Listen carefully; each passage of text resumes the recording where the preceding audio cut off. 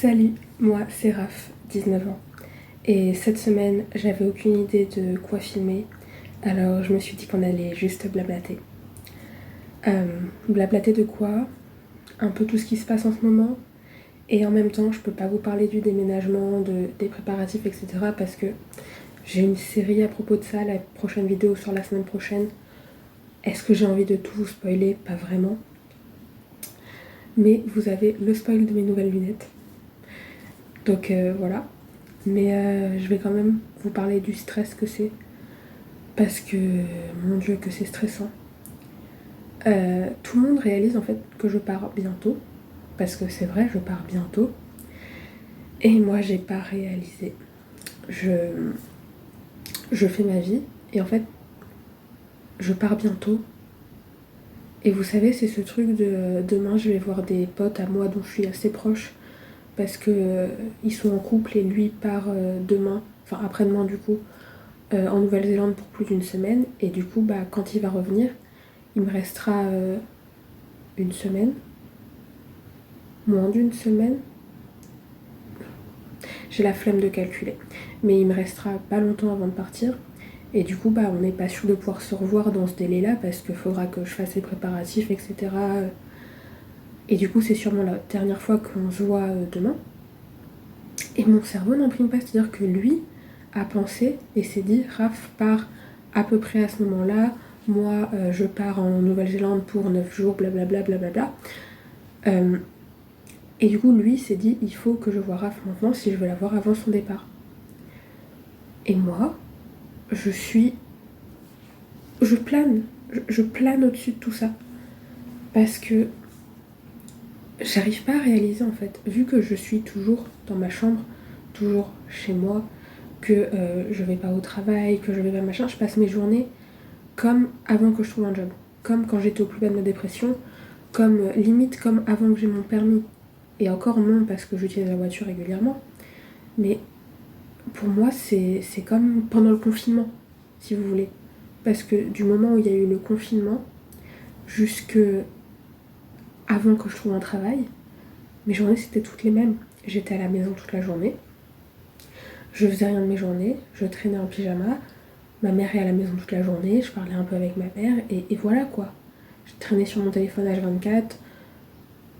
Et en fait, c'est ce qui se passe du coup, c'est que pour moi, je me lève le matin, j'ai pas de raison de me lever à part si j'ai un rendez-vous chez le médecin ou pas aux caisses, mais j'en aurai plus jusqu'à mon départ et j'en ai pas eu tant que ça non plus. Et du coup, bah voilà, genre je me lève à l'heure que je veux, faut que je pense à préparer un peu ça, faut que j'essaie de faire ça, mais mon cerveau va pas tant jusque-là, parce que je peux traîner sur mon téléphone, je vois ma mère vite fait, je parle un peu avec ma mère, hop, je retourne sur mon téléphone dans ma chambre. Ah bah tiens, j'ai soif, je vais aller boire, je parle vite fait à ma mère, hop, je retourne sur mon téléphone dans ma chambre. Et du coup, je plane. Et je plane jusqu'au moment où à chaque fois quelqu'un me rappelle à l'ordre. Donc que ce soit mon père qui m'a fait mais Raph, tu pars dans 3 semaines à peine. Je vous avoue que j'ai pas voulu calculer. Mais mon père m'a dit dans moins de 3 semaines et tout, t'es pas prête? Mon père qui est très détente en vrai, hein, c'est pas lui qui va être là en mode il faut tout préparer et machin. Mon père qui me dit ça. L'autre jour, ma meilleure amie qui m'envoie t'en es où de tes préparatifs? Et là, pareil, mes amis du coup qui sont en mode viens demain pour qu'on se voit avant que tu partes, etc. Et à chaque fois, du coup, je me prends ces rappels à l'ordre et je stresse de ouf jusqu'à ce que je vois autre chose qui me fasse penser à autre chose. Et pof, je plane à nouveau et j'oublie que je dois partir. Ça me terrifie. Genre, je sais que je vais finir par être prête parce que j'ai pas le choix, mais ça me terrifie. Et ma mère me le répète 20 fois par jour. Je suis pas prête. Je suis pas prête. Donc vous allez voir dans la vidéo de la semaine prochaine comment ça avance et tout. En vrai, ça avance, hein. Mais je suis pas prête. Petite pause, thé, café, chocolat, ce que vous voulez. Pensez à vous hydrater, c'est important. Je bois un peu et on passe au prochain sujet. Prochain sujet, les réseaux sociaux. Faut savoir que du coup, j'ai 19 ans, mais que j'ai toujours eu l'impression d'avoir loupé un truc avec l'informatique et les réseaux sociaux. Parce que des fois, même souvent, je suis à côté de la plaque. Je vais pas comprendre comment marche un truc, je vais pas comprendre l'intérêt de certains trucs. Je vois, depuis que je suis au collège, tous les gens de mon collège et ensuite tous les gens de mon lycée qui font tout le temps des stories pour tout partager en story, pour machin, pour taguer leurs potes, pour montrer, etc. Genre, j'étais dans des classes... j'ai pas envie d'alimenter le cliché, mais disons que déjà là où je vis, de toute façon, tout le monde fume des trucs pas très légaux.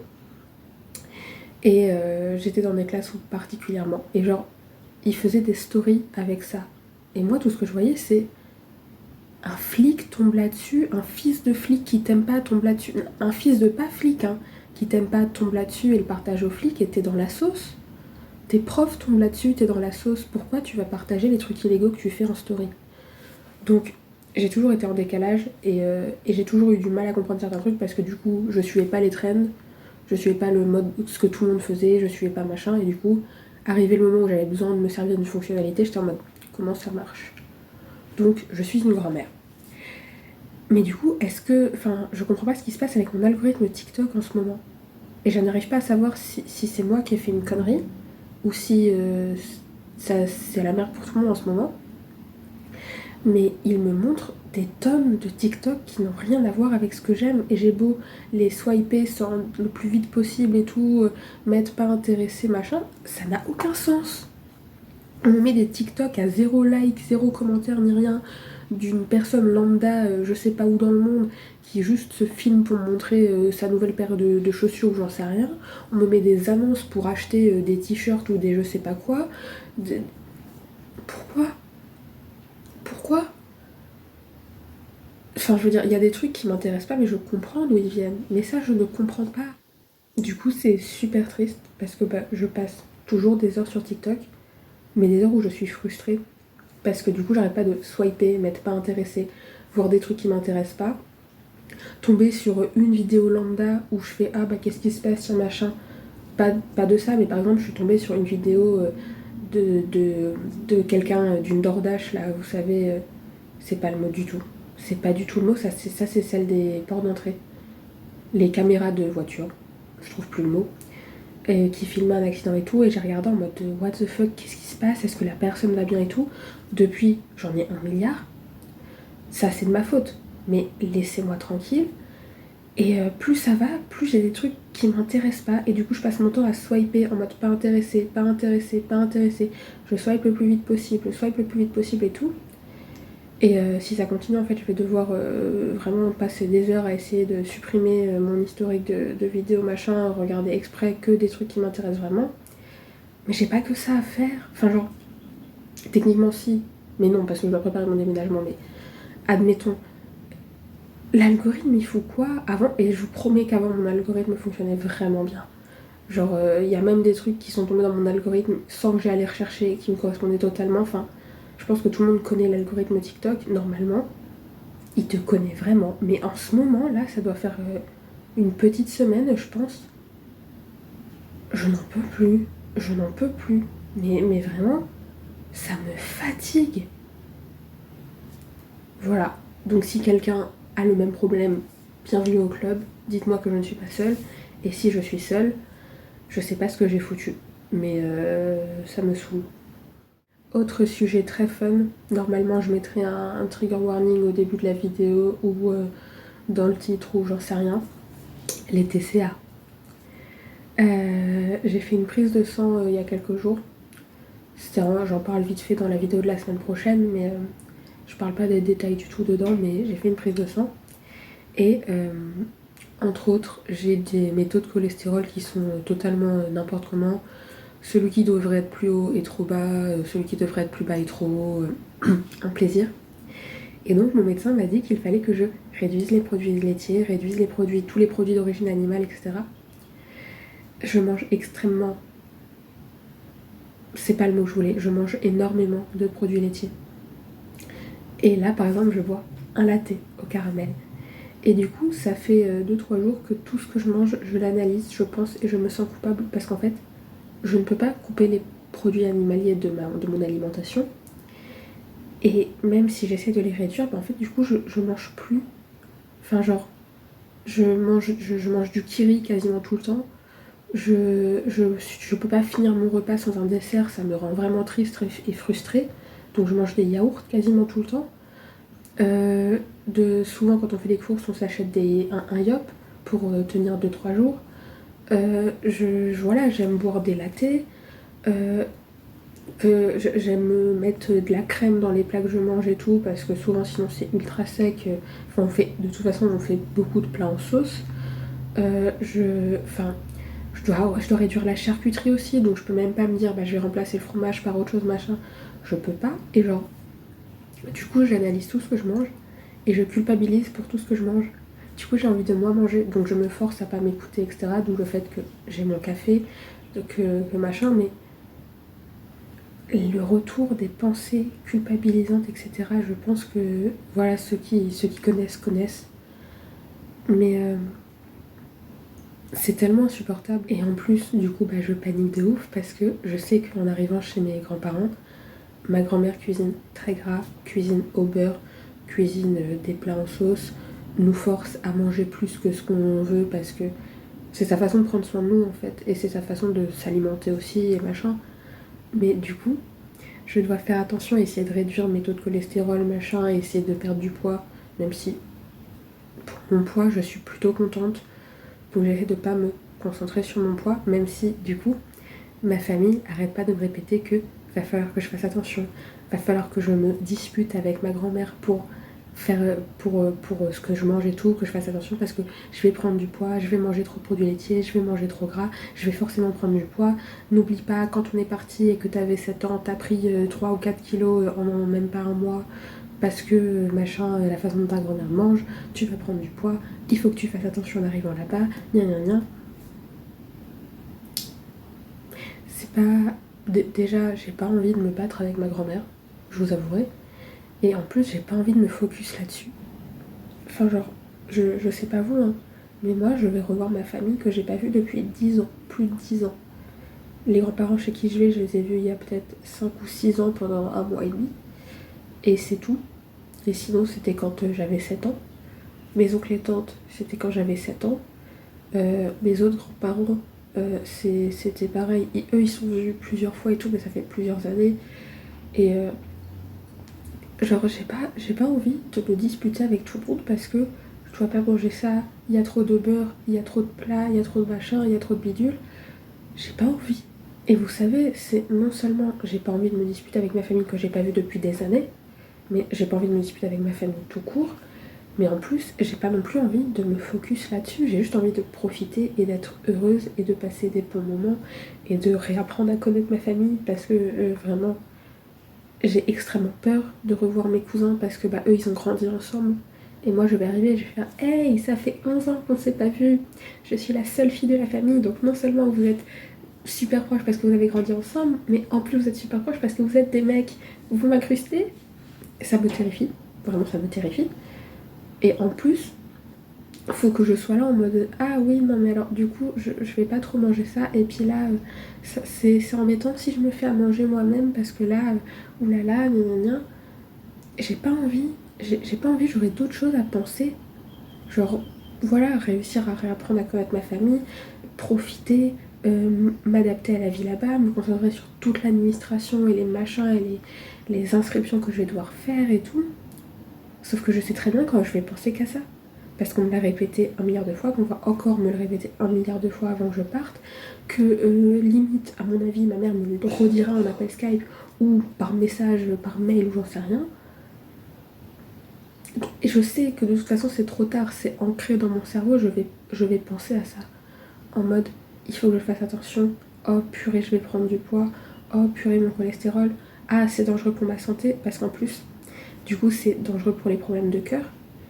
J'ai fait de la tachycardie et je fais toujours de la tachycardie et ce qui est pas explicable, on sait pas ce que c'est machin et c'est pas grave ni ça met pas ma vie en danger donc le cardiologue a dit voilà reviens pas, t'embête pas mais du coup moi je sais que mon cœur il a fait n'importe quoi et que ça a été compliqué pendant plusieurs années etc et que maintenant du coup on me dit que je suis à risque cardiaquement parlant à cause de ça et donc je suis inquiète pour ma santé sans être inquiète pour ma santé parce que genre je me sens pas mal, vous voyez.